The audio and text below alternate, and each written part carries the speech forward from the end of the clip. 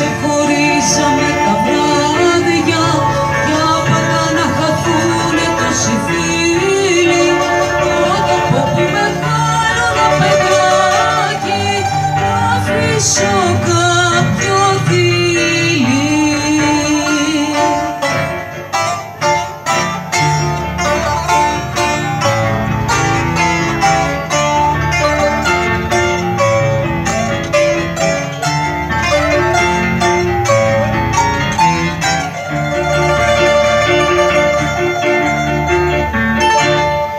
Όλε πρέπει να έρθουνε καθώς ήρθαν οι ελπίδες και τα ρόδα να μ' αγγίσουν.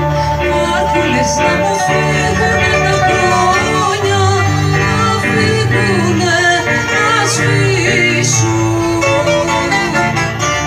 Όλα έπρεπε να γίνουν μόνο η νύχτα, δεν έπρεπε γλυκά έτσι τότε να είναι, να πέσουνε στα αστέρια και σαν μάτια και σαν να μου γελάνε, και σαν να μου γελάνε.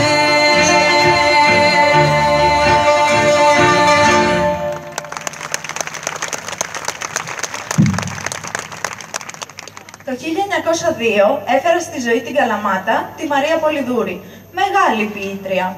Έτσι συμπεθεριάσαμε την Αρκαδία. Όχι τίποτα άλλο, μόνο γιατί τον αγάπησε. Το πες πάλι. Το είπα. Μένει τη σηκωτή.